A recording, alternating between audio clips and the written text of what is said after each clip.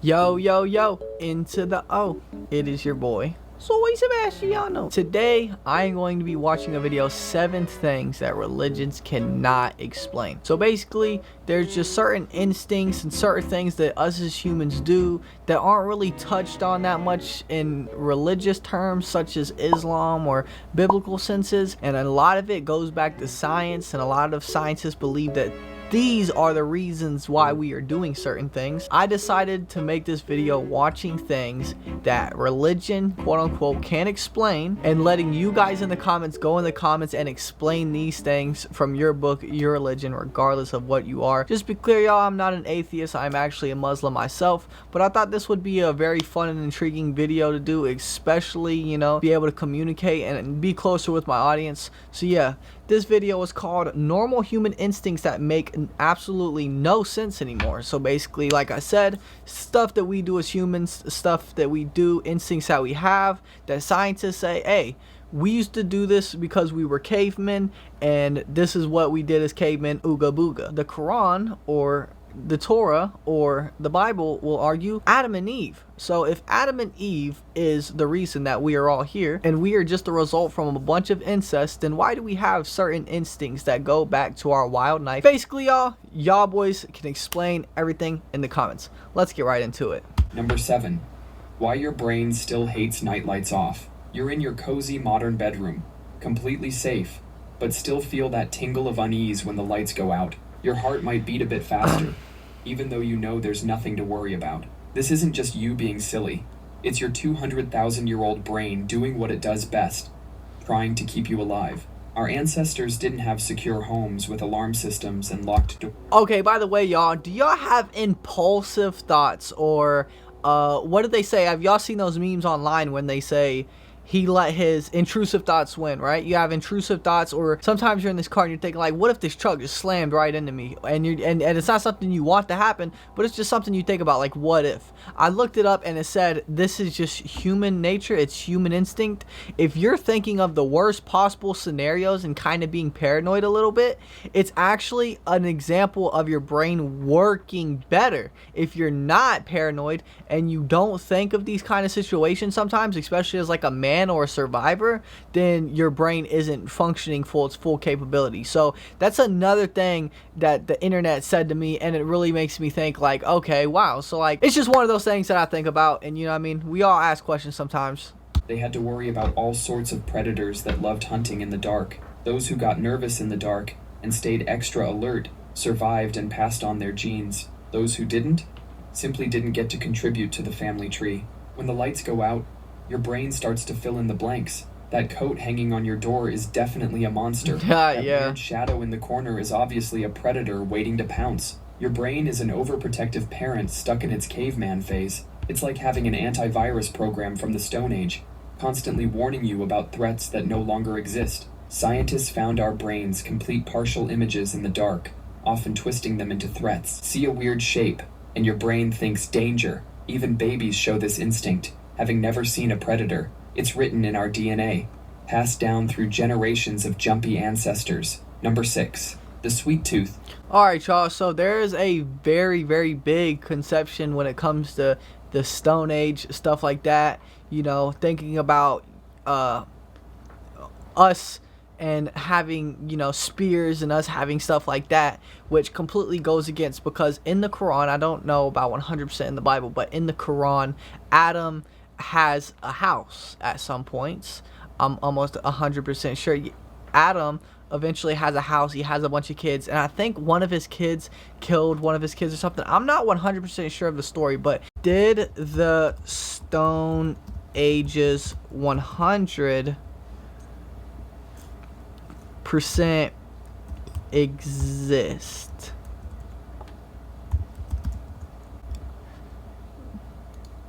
It says the period lasted for roughly 3.4 million years and ended between 4000 BC and 2000 BC. With the advent of metalworking, it therefore represents nearly 99.3% of human history. So right here it says 3.4 million years ago. First of all, 3.4 million is a long time. That is a really, really long time, bro. 3.4 million years, that is crazy.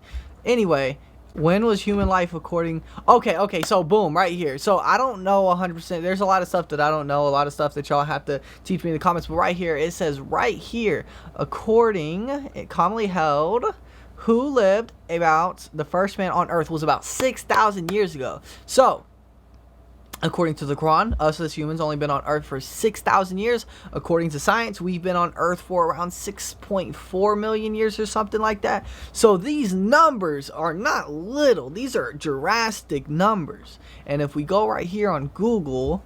Anyway, y'all, that's just some things I just wanted to look up. I could easily look this stuff up according to the Quran and certain things like that, but this video wouldn't be no fun. This would be me looking up something and then finding my answers. But I want y'all to take this as an opportunity for y'all to do your research yourself, or if you already know, just tell me in the comments. I'd love to interact with y'all. I'd appreciate that a lot. Imagine being a caveman, stumbling across a wild berry bush. Your brain lights up like a Christmas tree. You stuff your face with as many berries as you can find. Back then, this was smart. Sweet stuff was rare and packed with energy needed for survival. Fast forward to today, and that same brain wiring still tells you to grab all the sweet stuff. Except now, instead of climbing trees for fruit, you're facing aisles of candy bars and sodas. Your brain is stuck in the Stone Age while your body deals with modern junk food. Your ancestors might have found one ripe fruit every few days, but now, the average person can easily consume the sugar equivalent of 100 fruits in a single sitting. Your body has no idea what to do with that much sugar. Every time you eat something super sweet, your brain releases happy chemicals. It's like getting a high five from your caveman genes saying, "Good job, we won't starve." But those same chemicals trap you in a loop, craving more and more sugar. Scientists found... Okay, that's just one more thing I want to look up, right? Because they say cavemen, Stone Age, stuff like that. Does the Quran mention cavemen? The Quran does not specifically mention any dinosaur or cavemen, but it does say that beasts were scattered on the earth before human.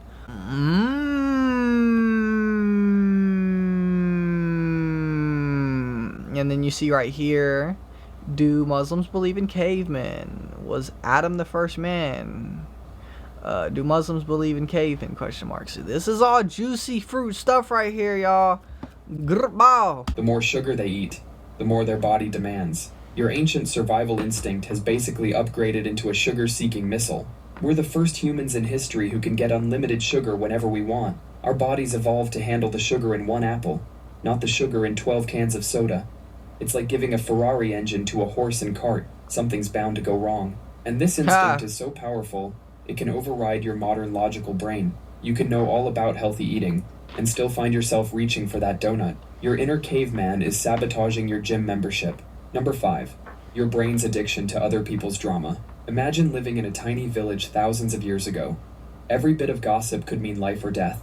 That juicy story about the chief's new girlfriend, it could help you avoid making enemies. That rumor about two families fighting, it might save you from picking the wrong side. Our brains evolved to crave this kind of information because it helped us survive. But our Stone Age brains are now stuck in a digital world. Instead of hearing about drama from 5 people in your village, you're getting hit with drama from 5 million people online. Your brain thinks all this information is super important for survival. That's why you can't stop scrolling through those spicy comment sections. Every time you see some random stranger's meltdown online, your brain releases dopamine. It's like...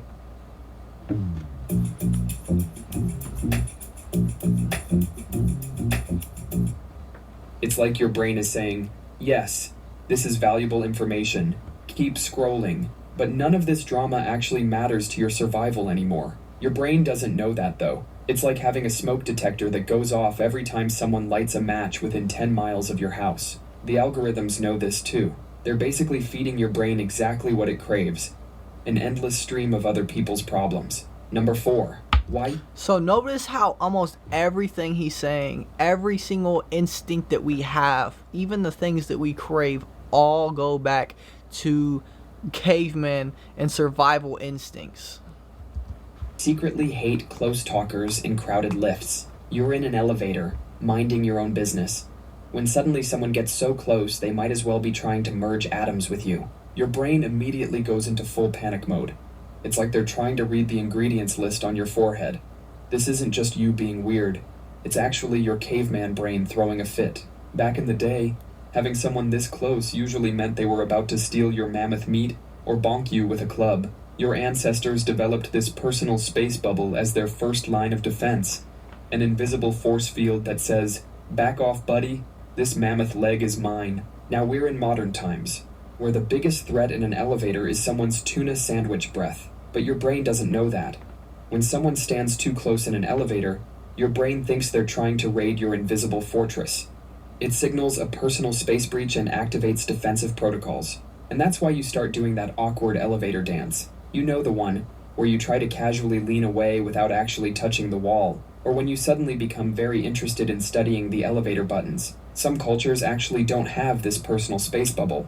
In some places, getting super close is totally normal and friendly.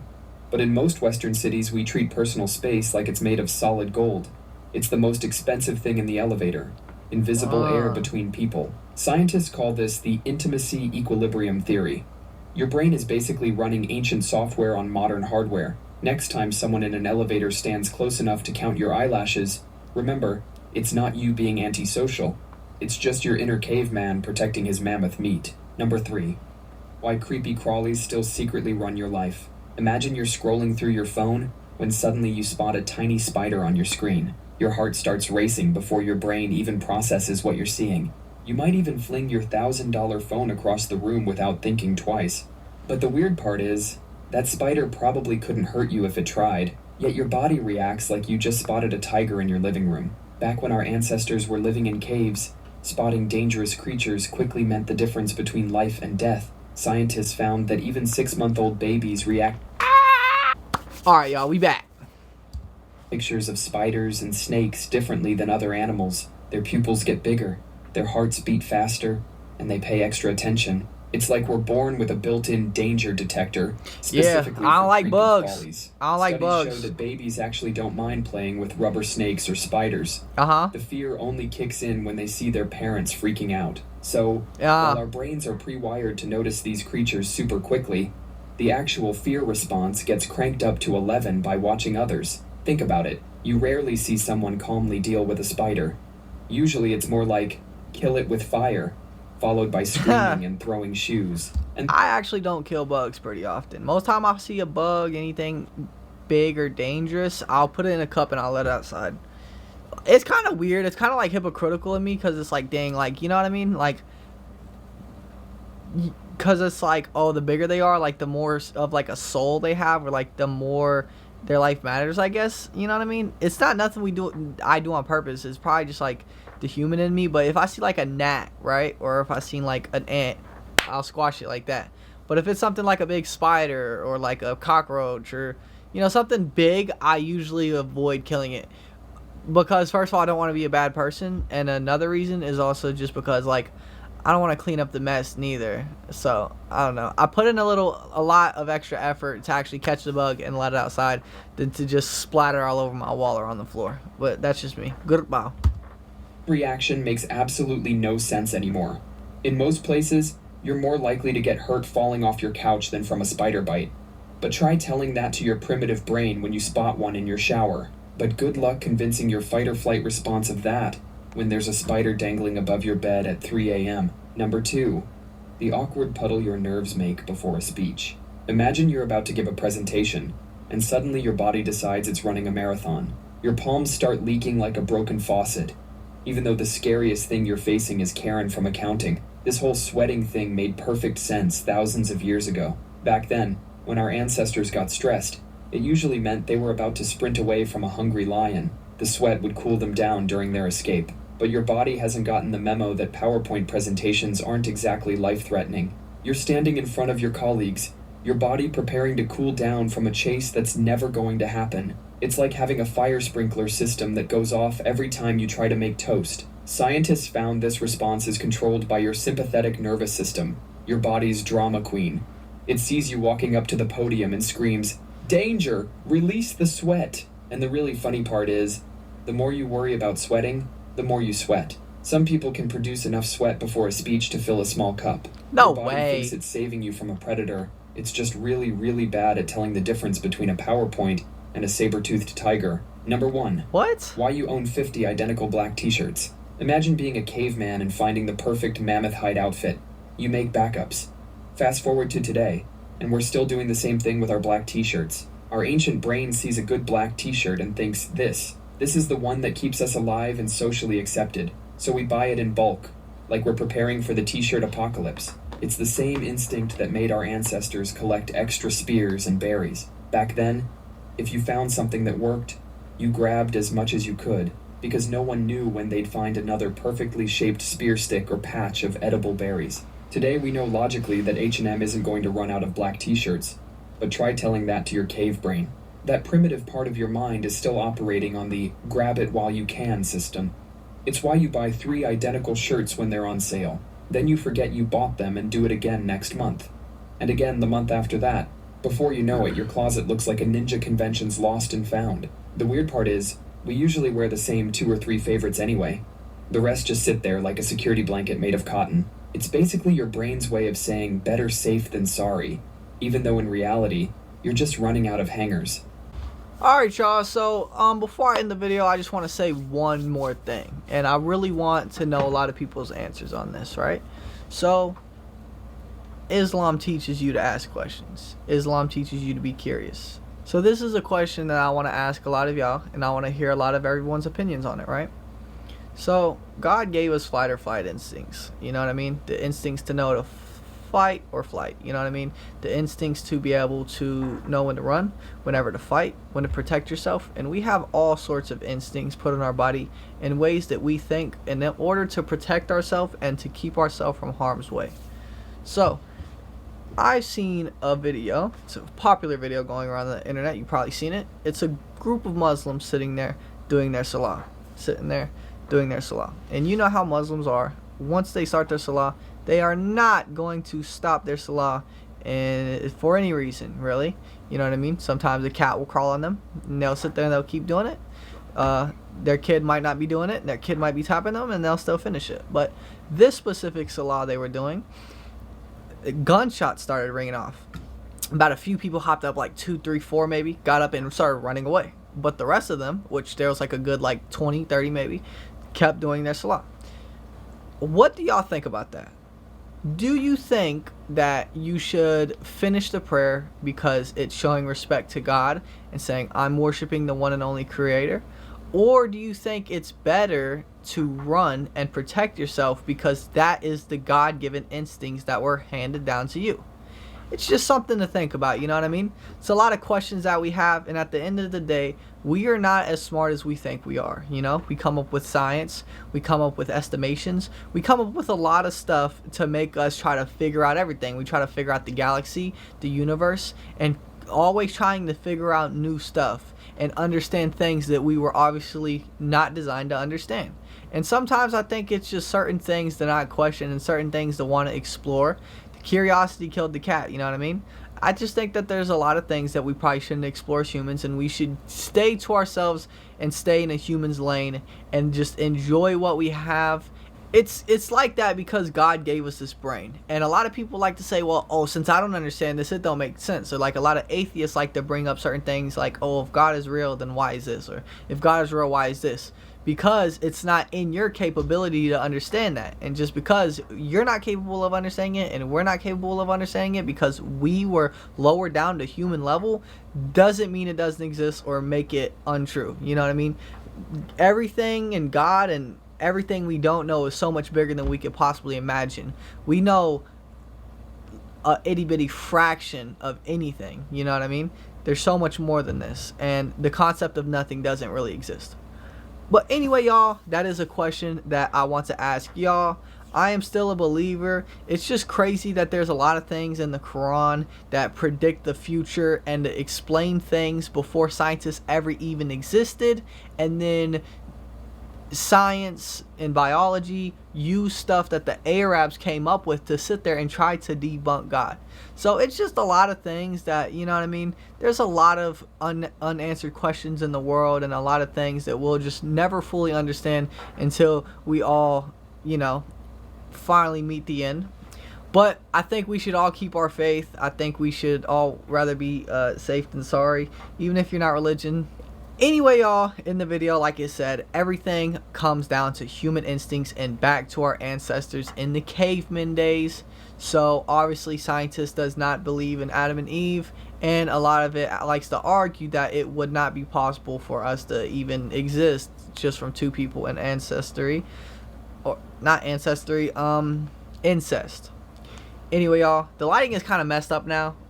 No, I'm sorry about the lighting, wasn't the greatest of the video, but I really would love to see what y'all have to say about this video and y'all opinions on it. So yeah, I love y'all boys. I'll see y'all boys later.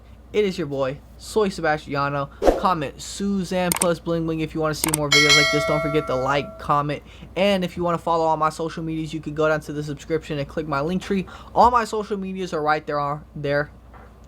All my social medias are right there, so you just have to click it and it'll take you to them. Make sure you follow me on all those, and I love y'all boys. Stay true to yourselves. It's your boy Birdie to the Birdie, signing out. I'll see y'all boys later.